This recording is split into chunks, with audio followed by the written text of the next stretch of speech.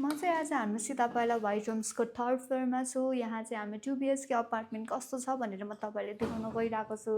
यो सुरुमा चाहिँ तपाईँले हामी किचन देख्न सक्नुहुन्छ। एकदमै ठुलो छ, एकदमै स्पेसियस। तपाईँले चिम्नीदेखि लिएर ग्यास स्टोभदेखि लिएर सबै नै पाउनुहुन्छ। तपाईँले फ्रिज पनि पाउनुहुन्छ। अनि ठ्याक्कै यो किचनको साइडबाट चाहिँ तपाईँ हाम्रो बेडरुममा पनि छिर्न सक्नुहुन्छ। एकदमै हेर्नुहोस् न कति क्लिन छ, कति सफा छ, एकदमै स्पेसियस पनि छ। अझ प्लस पोइन्ट भनेको त तपाईँले यहाँबाट छुट्टै हाम्रो क्लोजेट पनि पाउनुहुन्छ। एकदमै स्पेसियस छ क्लोजेट पनि। हेर्नुहोस् त तपाईँले आफ्नो सामानहरू यहीँ पनि स्टोर गर्न सक्नुहुन्छ। अब 2 BHK अपार्टमेन्ट भनेपछि अर्को बेडरुम पनि हुन्छ, दुईवटा हुने भएकोले अब म तपाईँलाई अर्को बेडरुम लाँदैछु। यो चाहिँ भयो हाम्रो नेक्स्ट बेडरुम। एकदमै क्लिन छ, यो पनि स्पेसियस कोजी खालको छ। तपाईँले यति ठुलो कपबोर्ड पनि पाउनुहुन्छ यहाँ चाहिँ। अनि तपाईँले यहाँबाट चाहिँ यति ठुलो बाल्कनीको एक्सेस पनि पाउनुहुन्छ।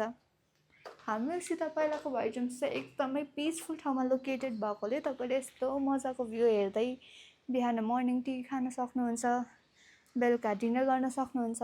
एकदमै पिसफुल छ, गाडीहरूको हो हल्ला पनि छैन। सो हजुरहरूलाई चाहिँ हाम्रो 2 BHK अपार्टमेन्ट कस्तो लाग्यो? अब प्राइस पनि भनिदिन्छु म तपाईँहरूलाई। यो हाम्रो 2 BHK अपार्टमेन्टको चाहिँ तपाईँलाई पर नाइट मात्र 4000 रुपिज हो। सो हजुरहरूलाई चाहिँ कस्तो लाग्यो भन्नु होला।